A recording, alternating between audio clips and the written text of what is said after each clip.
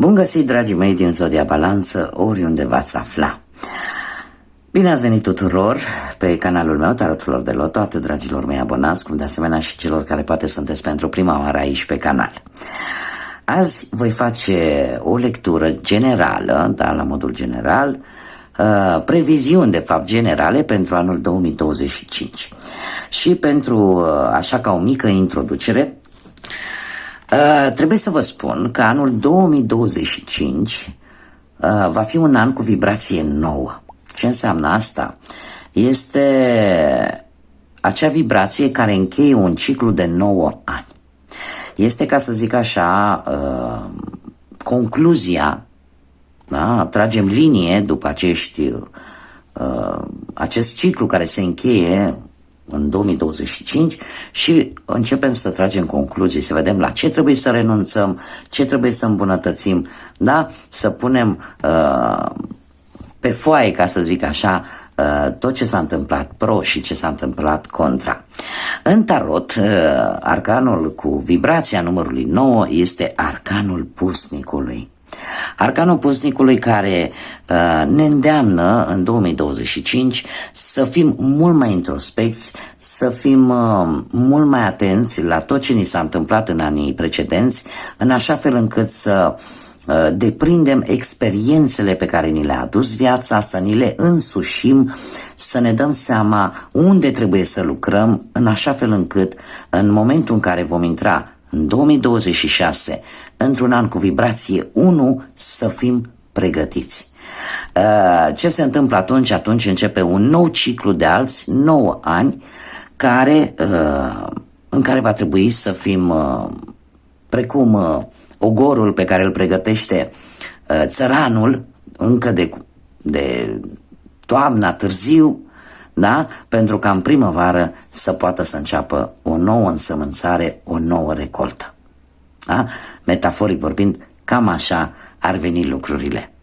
Asta este îndemnul și al pusnicului, acest arcan major care îmi vorbește foarte mult despre cunoaștere, îmi vorbește foarte mult de acea dorință de a se îndepărta de lucrurile nefolositoare, de lucrurile care nu ne mai sunt de folos, de relațiile care nu ne mai sunt de folos, de persoanele care poate ne-au făcut rău, da? Și este un arcan care ne va îndemna să ne înclinăm mai mult spre a cunoaște atât lucruri spirituale, să ne cunoaștem mai mult pe noi, să cunoaștem mai multe lucruri, mai multe informații, cum de asemenea este un an foarte bun pentru cei care vor să studieze, care vor să deprindă lucruri noi prin intermediul studiului. Voi, dragilor, în tarot sunteți reprezentați de cartea Justiția, da? Care vă reprezintă semnul vostru zodiacal. Justiția care îmi vorbește de echilibru, îmi vorbește de dreptate, îmi vorbește de cauză și efect, îmi vorbește de respectarea unor legi, a unor norme, de cinste, chiar dacă aceste lucruri nu vin pe o cale foarte ușoară sau foarte repede. Cartea Justiția este renumită pentru lipsa de rapiditate, ca să zic așa, în acțiune, iar cât privește zodia voastră, se știe foarte bine că în permanență, pe parcursul întregii vieți, voi, dragilor din Balanță, aveți acea necesitate de a avea un echilibru, în special în ceea ce privește relațiile voastre cu persoanele cele mai apropiate, indiferent de ce fel de relații vorbim, fie ele amoroase, de familie. În permanență sunteți în căutarea unui echilibru, acordați foarte mare atenție relației pe care o aveți și în general căutați acea apropiere de perfecțiune. Căutați acea armonie în relație, iar câteodată, dacă simțiți că pierdeți controlul, atunci, mai ales dacă pierdeți controlul în anumite situații, asta poate să vă facă un pic irascibil și atunci, într-adevăr, e o situație în care vă decideți foarte greu, așa cum ne spune și arcanul major Justiția, dar nu o veți face cu foarte mare rapiditate, vă trebuie timp. Acum, care va fi arcanul care vă va însoți pe parcursul anului 2025. Este foarte simplu, avem un arcan cu număr 9, avem arcanul cu numărul 11, justiția, și pe care le însumăm și o să ne dea un număr 20. Deci, în consecință, care este arcanul care vă va însoți de-a lungul lui 2025, avem arcanul major, judecata. Judecata care ne vorbește de schimbări pozitive, necesare, care trebuie să vină în viața voastră. Ne vorbește foarte mult de reconcilieri, în primul și în primul rând cu voi înșivă. Este acea introspecție cu care vine pusnicul și de asemenea judecata te îndeamnă să te împaci tu cu tine sau tu cu alte persoane cu care reconcilierea cumva ar fi necesară. De asemenea, judecata vine și cu mari șanse de reușită, mai ales pe probleme legale, pe probleme ce țin de justiție.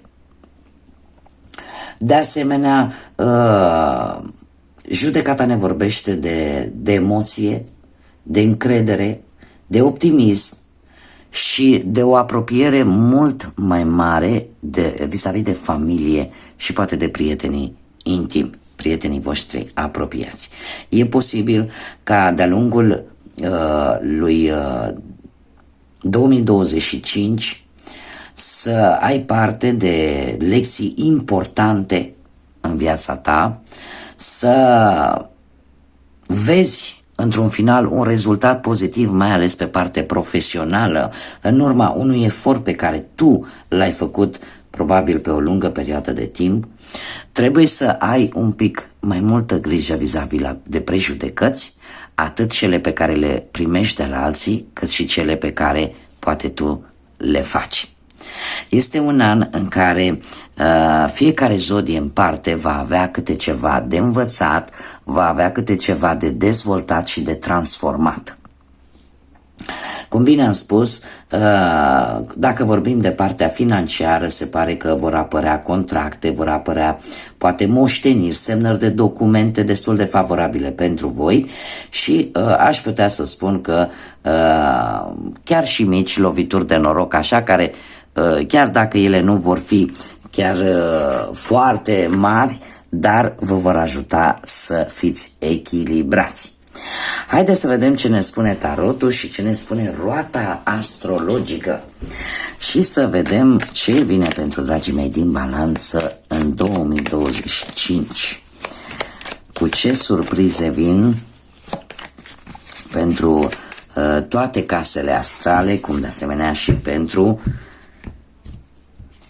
Foarte interesant, atât a vrut, atât am lăsat.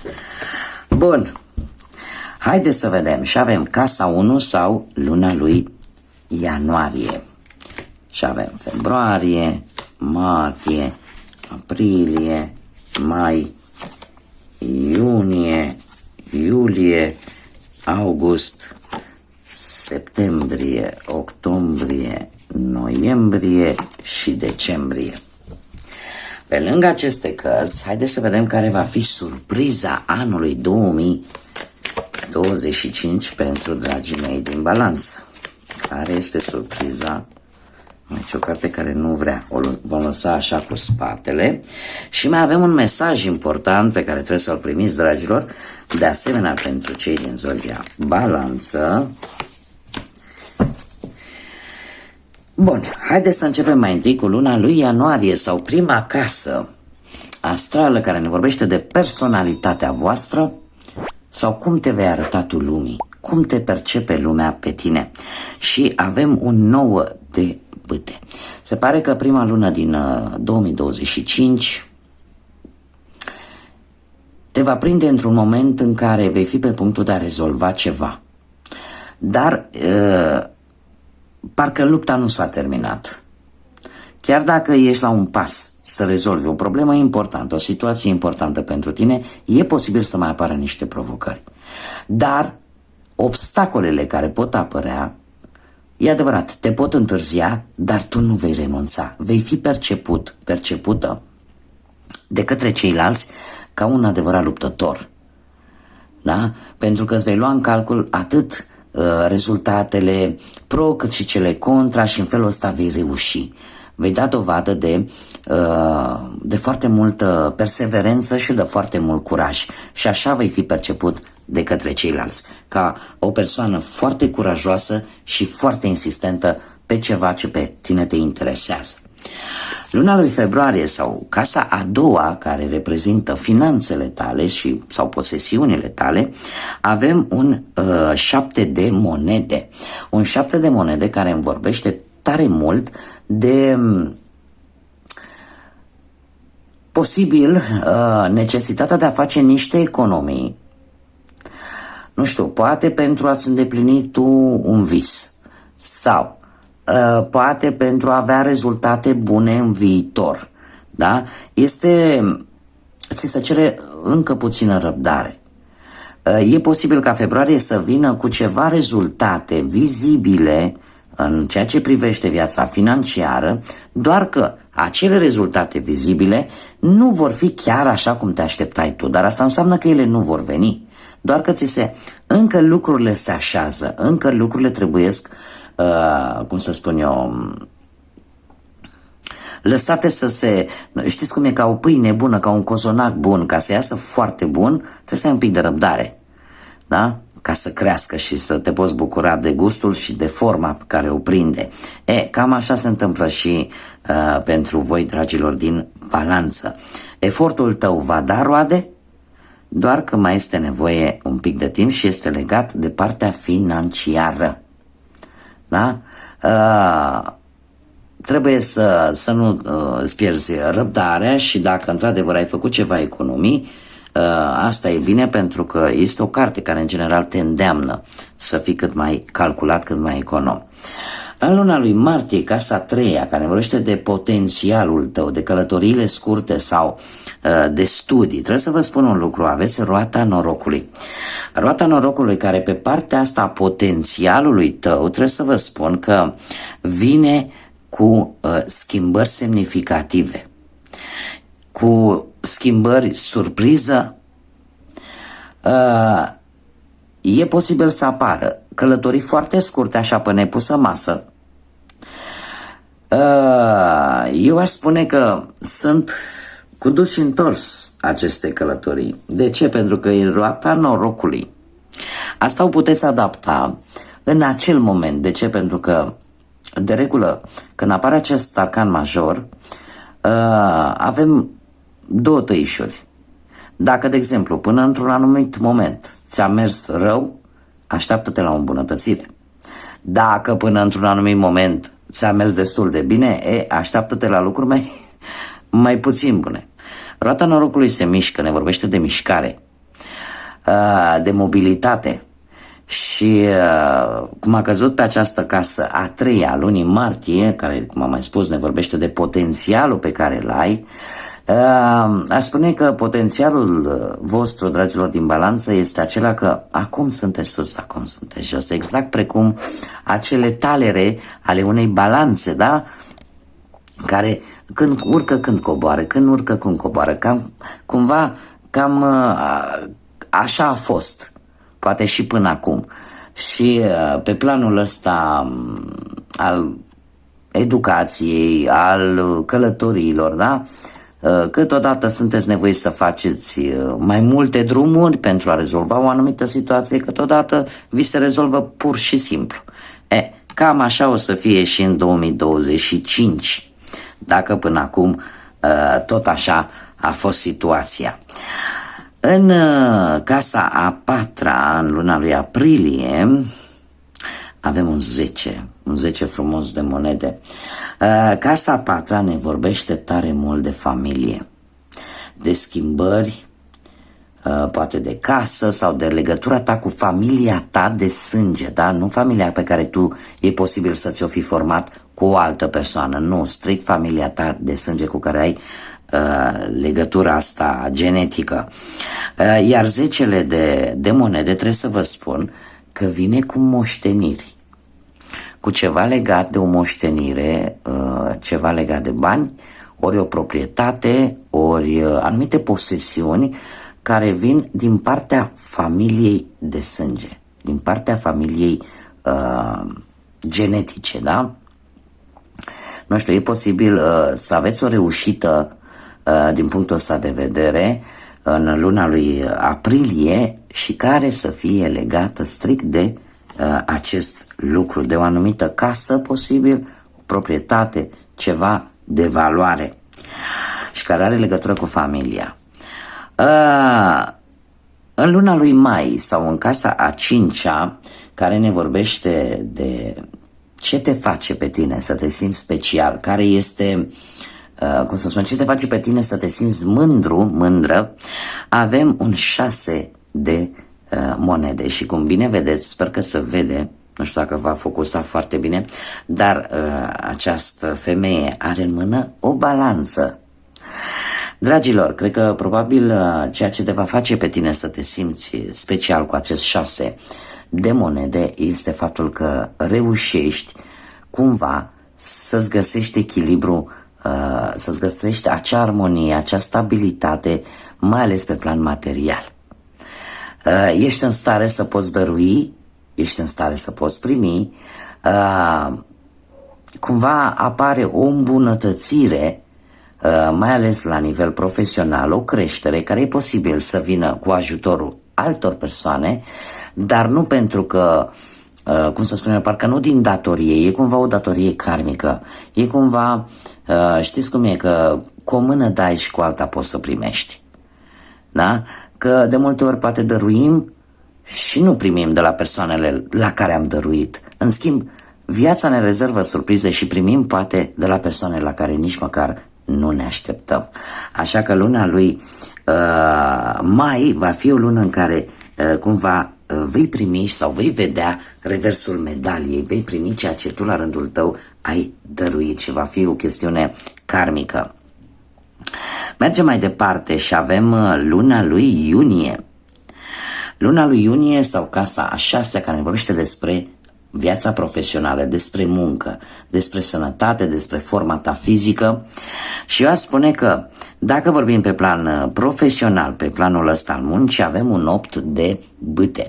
Un 8 de bâte care îmi vorbește despre direcția către care tu te vei îndrepta din punct de vedere profesional, va fi una foarte bună. Vei avea rezultate foarte rapide la care nici nu te aștepți. E posibil, dacă vei fi în căutarea de locuri de muncă, să apară propuneri foarte surprinzătoare și, așa cum v-am mai spus, aceste schimbări vin tocmai pentru că avem roata norocului, care vine așa, pe nepusă masă. Da? Dacă vorbim de partea asta a sănătății, eu aș spune că ar trebui probabil să aveți un pic mai multă grijă la articulații, la zona bazinului, în mod special, și la partea asta musculară, la sistemul muscular, partea mușchilor. Da? Și cu precădere în luna lui mai sau chiar pe parcursul întregului an. Mergem mai departe. Luna lui iulie sau casa a 7-a. Și avem carul, arcanul major carul. Casa a 7-a ne vorbește tare mult de perechea ta, de acea persoană cu care tu ai o relație intimă. De asemenea, casa a 7-a ne vorbește de inamicii, declarații, da? Ne vorbește de cealaltă persoană, de relațiile tale cu ceilalți și în general cu persoanele care sunt în jurul tău, persoanele foarte apropiate sau destul de apropiate cu tine. Faptul că avem carul pe această casă, vis-a-vis de perechea voastră, vis-a-vis de relațiile voastre, indiferent și cu inamicii și cu dușmanii ăia declarați, trebuie să vă spun că carul îmi vorbește de călătorii și ne vorbește de asemenea de mutări. Posibil unii dintre voi, poate chiar în luna lui iulie, trebuiască sau veți lua decizia să vă mutați poate cu persoana voastră dragă sau să faceți o călătorie pentru a obține o victorie sau să schimbați sau să cumpărați un obiect de valoare, fie el o mașină, o casă, da? O situație care va necesita atenția ta și eu aș spune că veți primi o veste foarte neașteptată într-un mod foarte rapid, poate vis-a-vis de proprii voștri dușmani sau poate vis-a-vis de perechea voastră sau în general față de relațiile, nu știu, cu colegii de muncă, da? Și asta poate să apară o schimbare, poate de loc de muncă sau descoperi, nu știu, că cineva la locul de muncă are ceva împotriva ta, de exemplu, da? Că vorbim de dușmani. De asemenea, ne mai poate vorbi de acea tentație de a urgenta un pic lucrurile, mai ales în relațiile astea amoroase, de a urgenta un pic lucrurile, nu știu, ori cu mutarea, ori cu hai să ne căsătorim, ori, nu știu, să faceți ceva împreună, dar cumva pe repede înainte. Iar asta poate cauza mici interferențe. Mergem mai departe. Casa cu numărul 8 sau luna lui August. Dragilor, aveți un turn. Casa cu numărul 8 este casa care ne vorbește despre transformări, este de schimbări karmice, de destin karmic.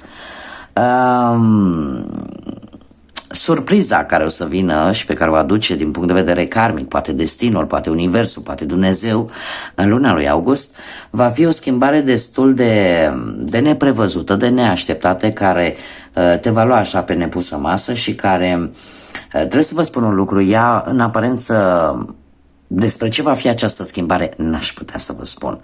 Pentru că, în general, turnul este, ca să vă pot explica așa un pic mai bine, de exemplu, în tarotul de Marseille, turnul îi se mai spune casa lui Dumnezeu.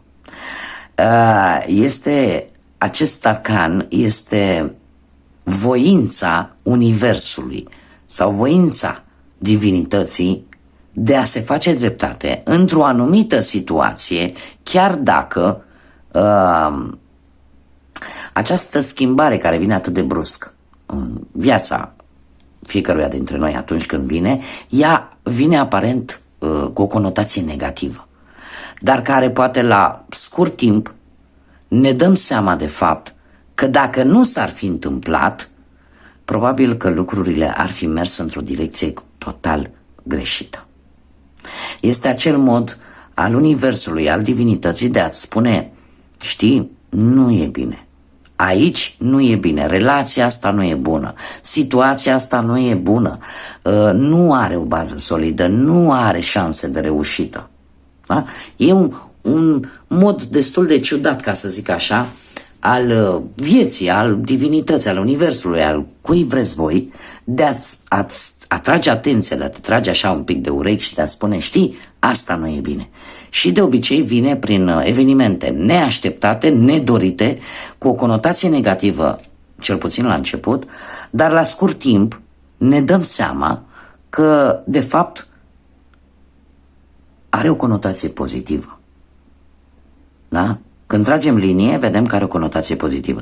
Iar la voi, mie mi-apare în luna lui August, dar asta se poate întâmpla pe parcursul anului și se pare că o situație neașteptată va veni în viața voastră, care vă va da un pic așa peste cap, vă va zgudui, are o conotație karmică, are o conotație de destin și vine ca să regleze anumite aspecte, anumite situații din viața voastră. Mergem mai departe, luna lui septembrie sau casa cu numărul 9, care reprezintă găsirea răspunsurilor. Evenimente, poate de nivel religios sau academic, sau călătoriile lungi. Și avem un rege de bâte. Dragii mei, nimic nu vă poate opri. Veți avea o călătorie lungă pe care sunteți hotărâți să o faceți, poate chiar de-a lungul lunii lui septembrie. Se pare că nu veți avea frică de niciun fel de provocare, vreți să construiți ceva pe termen lung, să vă îndreptați privirea către viitor și chiar dacă veți traversa o perioadă grea, așa cum bine am văzut cu turnul, să știți că nu va fi de durată, va fi ceva temporar, dar ceea ce s-a întâmplat cu poate o lună înainte nu va face altceva decât să vă întărească și vă va face vă va ajuta să rezolvați o problemă importantă pentru voi, care eu aș spune că în felul ăsta vei reuși poate la un drum lung să găsești acele răspunsuri pe care tu le cauți. Mergem mai departe și avem casa cu numărul 10 sau luna lui octombrie, care ne vorbește de care ar fi reușitele, cele mai mari reușite, ca să zicem așa, în anul 2025 sau pur și simplu cum te văd ceilalți referitor la viața ta profesională. Și avem un 2 de bâte, dragilor. Unii dintre voi veți fi văzuți destul de bine. De ce? Pentru că 2 de bâte îmi vorbește foarte mult de acea zonă de confort pe care tu ți-o creezi. Faptul că apare ca o reușită pentru tine și mai ales că e legată de acele oportunități care pe tine te ajută, te va ajuta să obții ceea ce tu îți dorești, este un îndemn totuși de a ieși un pic din zona asta de confort pe care ți-ai construit-o și în felul ăsta de a, cum să spune, de a te extinde, da? De a face, cum să spun eu, e posibil, nu știu, unii dintre voi să aveți în perioada aia toamnei, să aveți o situație familiară destul de, care vă va pune așa într-un pic de încurcătură. Dar pentru a o rezolva, așa cum v-am mai spus, ar trebui să ieșiți din această zonă sigură pe care v-ați creat-o și poate să fiți nevoiți să faceți anumite călătorii pentru a obține, nu știu, poate, dacă mai ales că vorbim pe partea carierei, poate o anumită specializare, poate că ar trebui, nu știu, să cauți un job care să corespundă cu ceea ce îți place ție să faci cel mai mult. Dacă poate ai un job care nu te mulțumește din punct de vedere al activității pe care îl prestezi acolo, dar cumva apare, cum am mai spus, zona asta de confort, obișnuința. Am un job, nu contează, îmi place, nu-mi place, mi-au un salariu. Da? Și cumva, cel puțin pe casa asta a 10-a, ca să ai o reușită și mai mare, mai ales pe partea asta carierei, cumva trebuie să ieși un pic din zona asta de confort și să prinzi curaj. Chiar dacă poate asta implica niște studii în plus, o specializare în plus. Bun, mergem mai departe. Luna lui noiembrie sau casa 11-a. Care ar fi lucrurile care te pot lua prin surprindere? Sau care este partea ta norocoasă? Și avem un 5 de monede. Dragii mei, se pare că în general ultimii probabil 8 ani ați avut destule dăți, destule ocazii, ca să zic așa, în care ați trecut prin adversități materiale, poate prin pierderi de job, sau poate ați simțit pur și simplu că nu câștigați suficient încât să mergeți înainte. Faptul că avem 5 de monede pe casa 11-a îmi spune că lucrurile care ar putea să te ia prin surprindere ar fi tocmai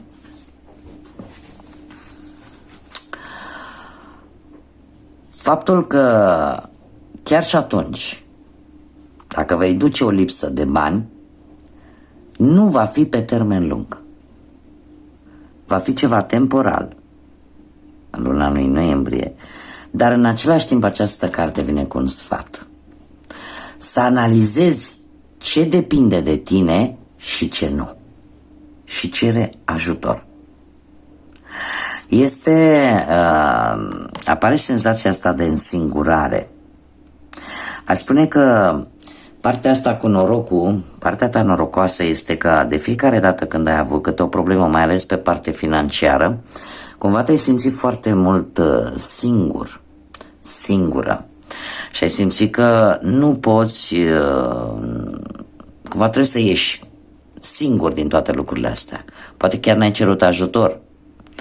Și atunci, acest arcan major îți spune, când treci prin situații de precare, mai ales pe partea asta materială, analizezi foarte bine ce ține de tine și ce nu și cere ajutor. Pentru că, precum acel proverb care îl știm cu toții, sau majoritatea dintre noi, nu? Și Dumnezeu a spus, cere și ți se va da. Dacă nu cerem, nu putem să așteptăm să ne pice așa din cer.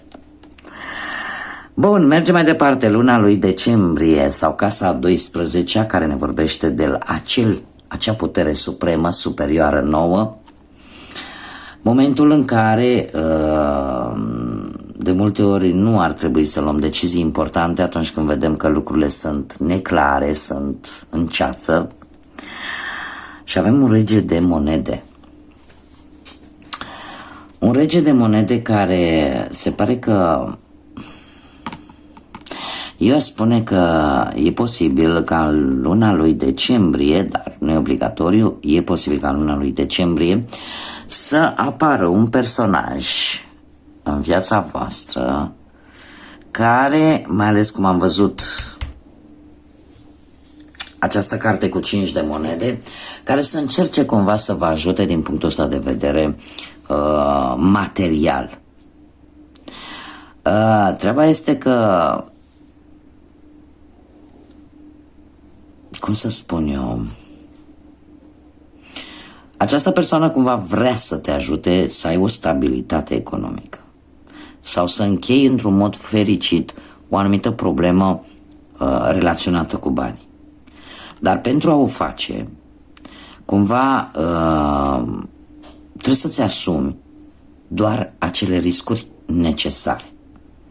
Da? Și să nu uiți să fii calculat, să nu uiți de vocea rațiunii.